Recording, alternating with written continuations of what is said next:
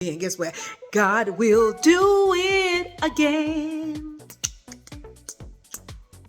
Oh, yes, He will do it again. Just take a look at where you are now and where you've been.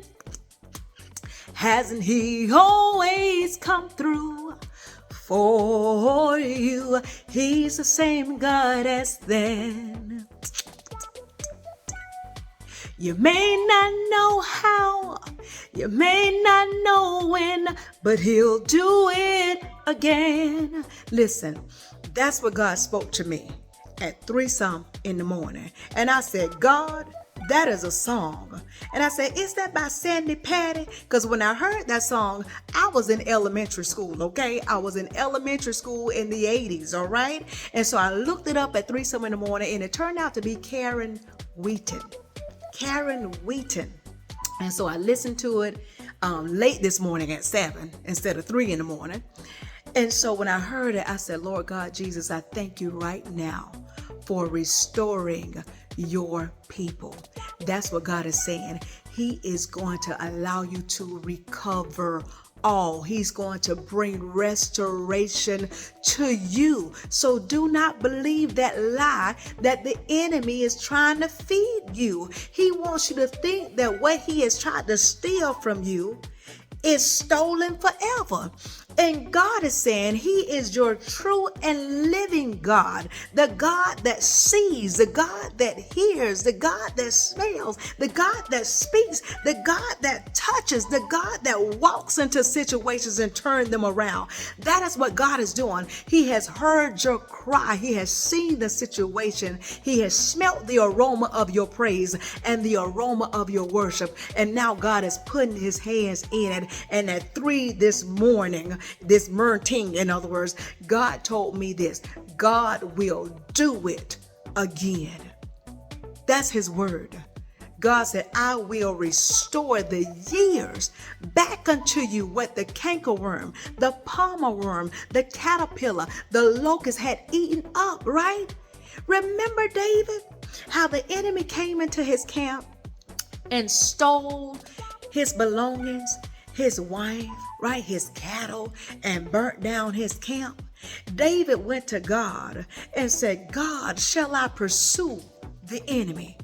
And God said, pursue, for without fail, you shall recover all. And that is what God is saying. Without fail, you shall recover all. Why? Because God will not allow His people, His upright ones, to be embarrassed, right? He will not allow them to be mocked. He will not allow them to be ashamed, because the word of God said, during the time of the enemy, the upright, the righteous shall not be ashamed. And during a famine, we shall be what? Satisfied. So God is saying, whatever the enemy has tried to steal from you, God said, don't worry about it, because it will be recovered. All of it will be recovered. Now, let me tell you this, that when God recovers, it sometimes does not be the exact same thing.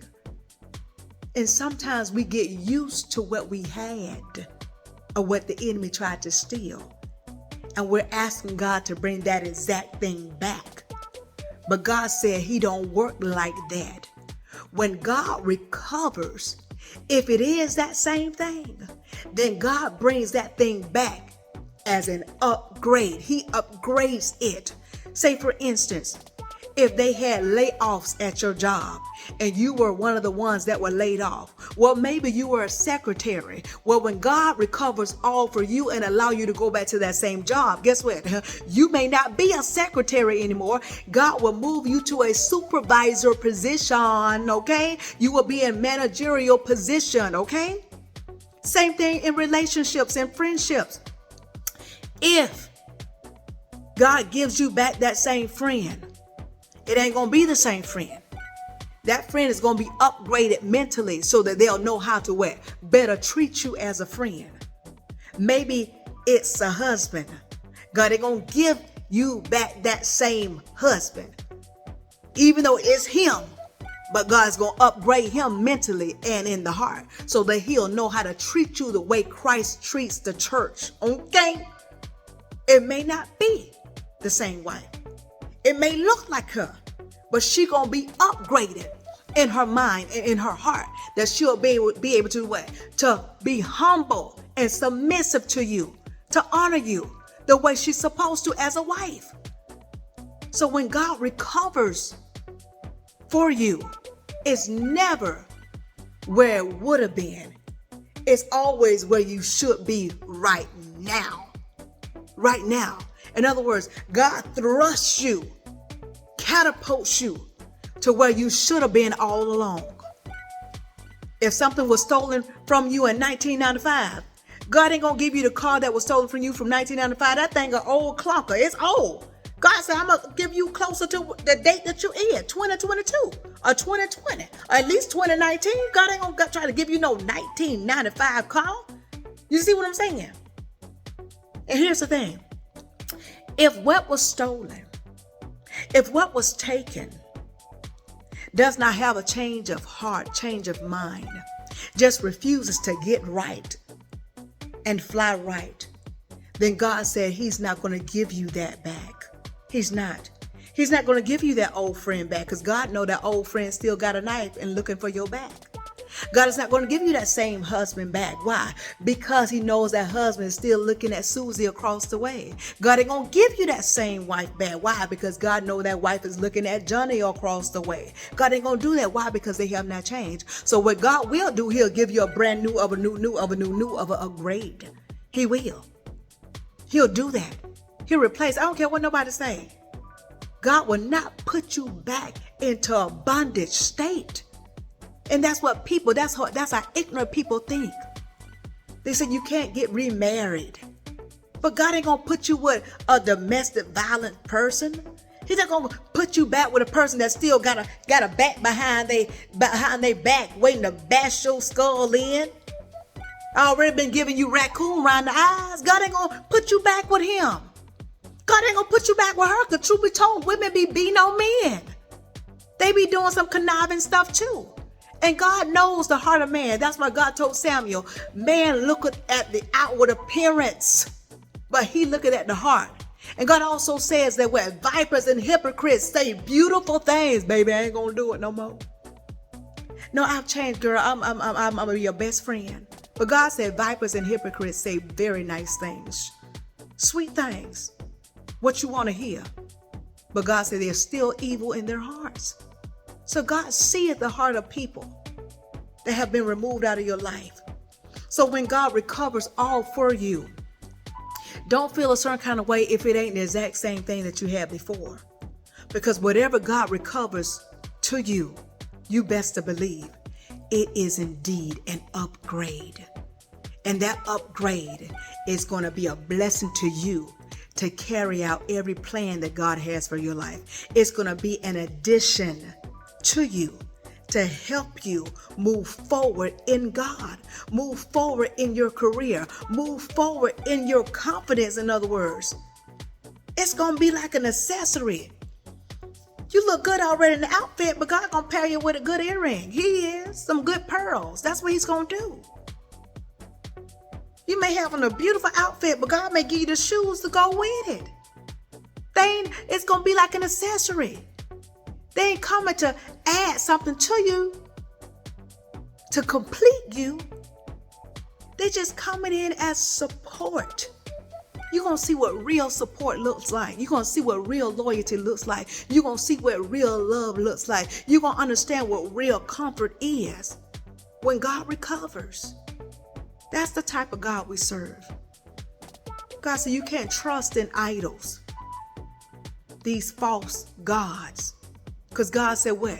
They have eyes and cannot see, ears and cannot hear, right? A nose and cannot smell, a mouth and cannot speak, hands and cannot touch, feet cannot walk. They don't have a heart. They don't. They can't deliver you, but God said he does. God said he has seen with his eyes your affliction. He has heard your cry. He has smelt the aroma of your praise, smelt the aroma of your worship. Now God said he is speaking. He's speaking and saying he's going to do it again. In other words, he's going to recover all for you. In other words, he's going to use his hands to turn a situation around for you. You will not be mocked. You will not be ashamed. And you will not be embarrassed. I know this is long, but somebody needs to hear it. Somebody got to hear it. Because the enemy got you thinking that because of what was stolen, because of what was lost, whether it was a home, he got you thinking that you're not going to recover. And God said, listen, he got better. He got best for you because it's his best and it's according to his will. And he knows what you have because he is the one that is gifting it to you. He's recovering it all, recovering it all for you. So don't let the enemy make you second guess, to make you think you ain't worth it, make you think that you're not deserving. Maybe you got evicted. Maybe so. But you were in a 2-bedroom, right? Maybe you were in a 3-bedroom with a 1 bath. And God sees that, hey, listen, she need more than this. It's 5 of them with 1 bathroom. God said, nah, bring the new house. Bring the new house. 5 bedrooms, 4 baths. That's how God works. That's what happened with Job. Didn't God recover all for Job? Remember, it was not the same cattle, was not the same children, but God upgraded him with double. So God is saying he's going to do it again, and it's going to be an upgrade. You serve a true and living God, and he answers the cry of his children. He answers the request of his children when it's aligned with his word. And God said, you shall recover all, because he will restore you. He will.